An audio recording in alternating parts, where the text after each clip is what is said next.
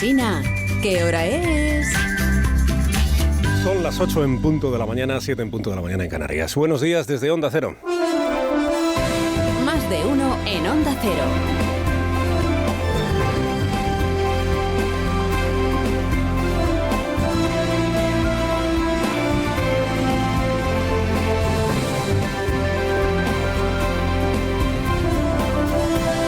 ¿Qué tal? ¿Cómo están? Bienvenidos a una nueva mañana de radio. Estrenamos el 6 de mayo de 2024, a 6 días de San Pancracio.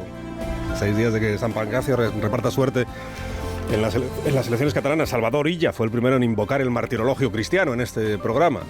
Fue él quien nos recordó que el 12 de mayo es San Pancracio. Lo digo, sabe usted que soy creyente. Ayer pues me hicieron llegar una imagen de San Pancracio, porque el día 12 de mayo es el día de San Pancracio. San Pancracio es un buen santo, se lo aseguro. Es un buen santo, sí señor, el patrón de la suerte, aunque el propio Pancracio pues no tuviera mucha suerte, porque fue decapitado con 15 años, criatura. Pero la fortuna, es verdad, sonríe a Salvador Illa, que cuenta en una entrevista que reza un Padre Nuestro cada día por la mañana, y otra oración de creación propia que no dice cuál es. La fortuna sonríe a Salvador Illa porque llega a la última semana de campaña electoral en Cataluña, liderando muy cómodamente las encuestas y habiendo mejorado la estimación que tenía cuando las elecciones fueron convocadas. Con los últimos sondeos publicados en la mano, la victoria la tiene sobradamente amarrada. No hay un solo sondeo que le dé la victoria a otro que no sea Salvador Illa, ¿no? Luego, ya que gobierne, pues claro, va a depender, con los números que hoy tenemos, va a depender de Esquerra Republicana de Cataluña, si está por la labor o no de investir a Salvador Illa. Esquerra y los comunes, los menguantes comunes de Yolanda Díaz. Sumar las encuestas le están dando entre 5 o 6 diputados. Y a ver quién se va a convertir ahora en un partido residual en Cataluña. Que igual es Sumar, que ganó las elecciones generales. Bueno, quedó segundo, perdón, después del PSC, quedó segundo, creo recordar. Pero que ahora podría quedar 1, 2, 3, 4, sexto, por detrás del PP y por detrás de Vox. Bueno, el domingo estaremos aquí para contárselo, por cierto, en un programa especial, como siempre, de los informativos de esta casa. El PP sigue martilleando con su convicción, o presunta convicción, de que Sánchez hará presidente a Puigdemont, de una manera o de otra, porque dicen en el PP sus carreras políticas discurren paralelas, y por tanto, pues seguro que si tiene que elegir Sánchez, pues será el presidente Puigdemont y no Salvador Illa. Bueno, también decía el PP hace unos meses que el sanchismo declinaba, y ahí está Sánchez. Encantado de haberse conocido y de haber tenido al país en vilo, su partido incluido, con una carta durante 5 días. Claro, ¿quién le iba a decir a Salvador Illa hace solo 4 años, cuando era el segundo de Miquel Iceta en el PSC, del que decían de Illa que tenía un perfil más gris que otra cosa? Cuando le tocó hace 4 años en la pedrea del gobierno de coalición una cartera por la que nadie peleaba, que era Sanidad, fruto de la atomización del Ministerio de Asuntos Sociales. Hasta entonces, una mujer, la señora Carcedo, había dirigido Asuntos Sociales, Sanidad y Consumo, y desde el nacimiento del gobierno de coalición, pues se repartió entre 3 hombres: Pablo Iglesias, Alberto Garzón y un tal Salvador Illa, que era la cuota socialista catalana, el ministro de turno, que siempre corresponde al PSC, por lo menos uno cuando gobierna el PSOE. Bueno, la pandemia cambió todo. El tal Salvador Illa se convirtió en una de las figuras más conocidas de España, Cataluña naturalmente incluida, y el domingo, si nada cambia, será el aspirante con más papeletas para heredar a Pere Aragonès al frente de la presidencia de la Generalitat de Cataluña. Digo, con los números que hoy tenemos encima de la mesa. Queda una semana. Habría de producirse un terremoto para que las expectativas se dieran la vuelta. Un terremoto como el que, acuérdese, temían algunos socialistas hace unos meses, cuando se baliciaban que pudiera el señor Puigdemont dar un golpe de efecto. Que cuando quedasen, ¿qué te digo yo?, 2 días, 3 días para las urnas, o sea, ya con la campaña electoral en su fase finalísima, se presentara Puigdemont en la frontera y cruzara la frontera con sus apóstoles para forzar su detención y su encarcelamiento. Golpe de efecto supremo, ¿no? Ríete tú de la pájara falsa de Pedro Sánchez. Hombre, con Puigdemont cualquier cosa puede suceder, pero a la frontera por ahora no se acerca. No parece que vaya a haber golpe de efecto, pero está por ver.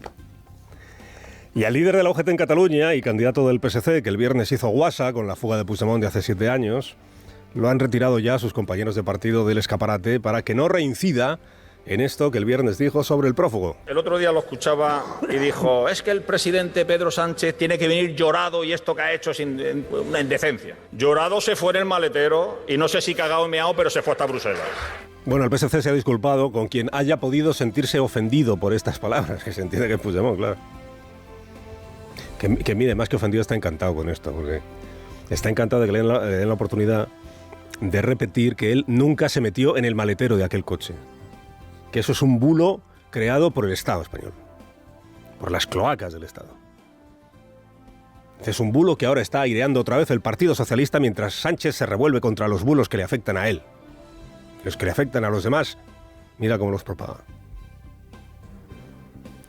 Y en rigor, lo más duro que dijo este socialista de UGT, Matías Carnero, el viernes, lo más duro desde el punto de vista de un socialista, no fue lo del cagado y meado de Puigdemont, sino que Puigdemont es la derecha y punto. Iba sentado en un coche, por cierto un Volvo. El que quiere patria y país con un Volvo, está muy bien.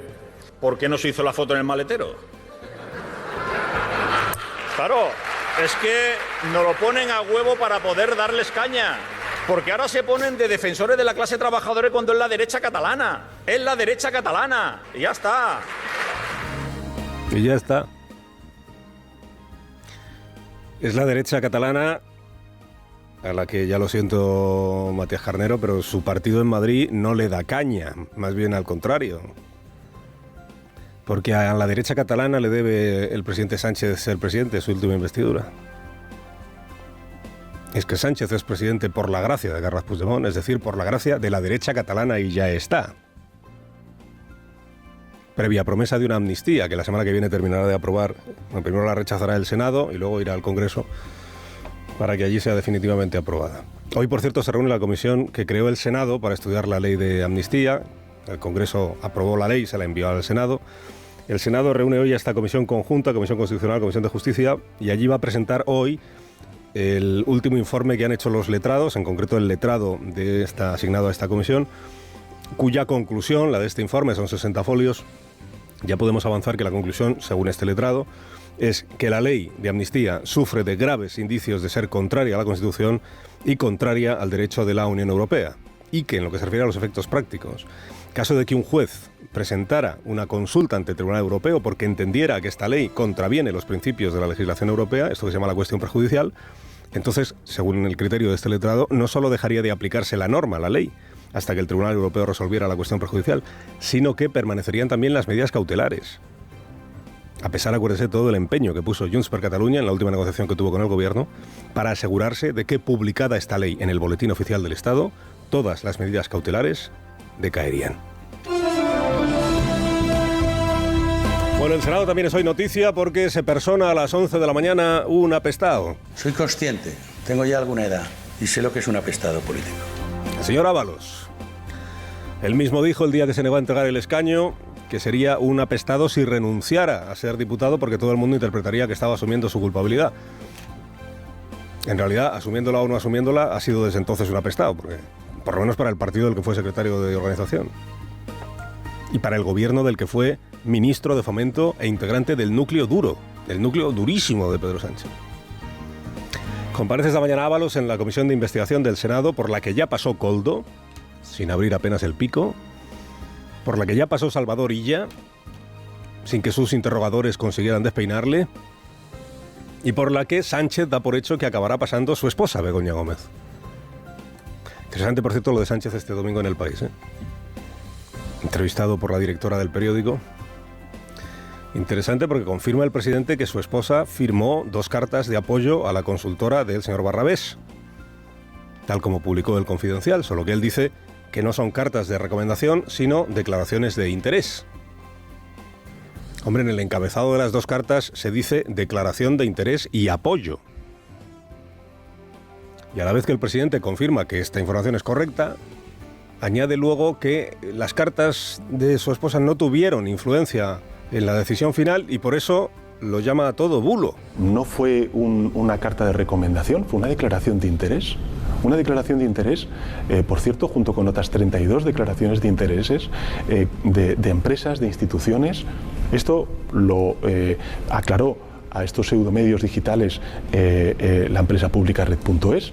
Efectivamente, ustedes hicieron un análisis exhaustivo de cómo efectivamente se había propagado un bulo basado en desinformación, y a partir de ahí pues nos encontramos con la judicialización. Obsérvese que el presidente atribuye al diario El País haber examinado la propagación del bulo, pero ocurre que El País nunca llamó bulo a las cartas de recomendación, que por cierto describió así, como recomendaciones recopiladas por los aspirantes a esos concursos.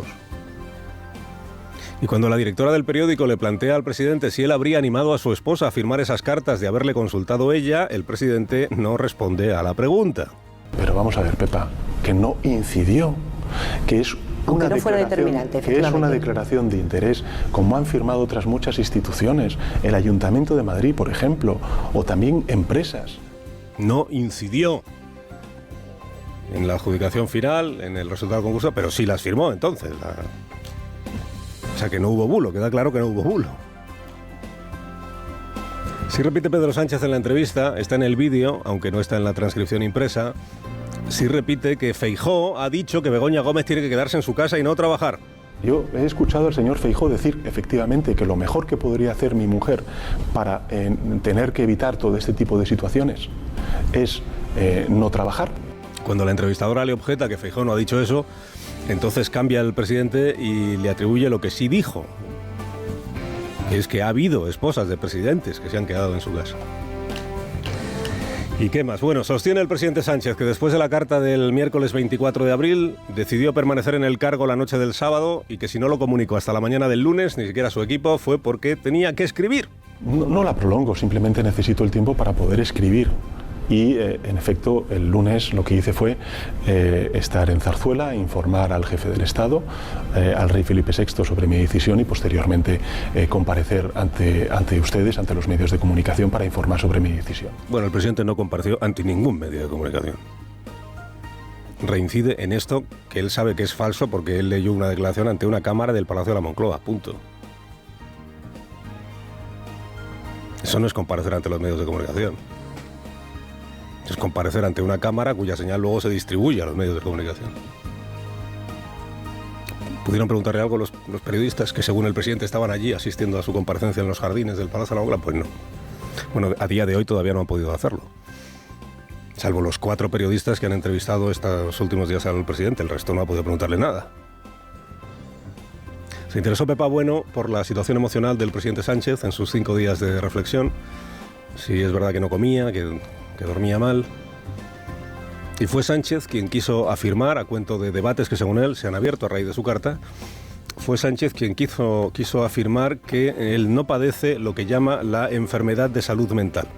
Yo respeto mucho a las personas que sufren esa enfermedad de salud mental. Tengo que decirle que no es mi caso. Mi caso es un tema de salud democrática. La salud democrática que pasa por acabar con los insultos en política, con la deshumanización, con el bulo, con el juego sucio. Seguramente por eso el ministro Óscar Puente ha atribuido al presidente de la Argentina ingerir sustancias para acabar con el juego sucio y abrir camino al escrupuloso respeto a quien comulga con una ideología diferente a la tuya. Carlos Alsina, en Onda Cero.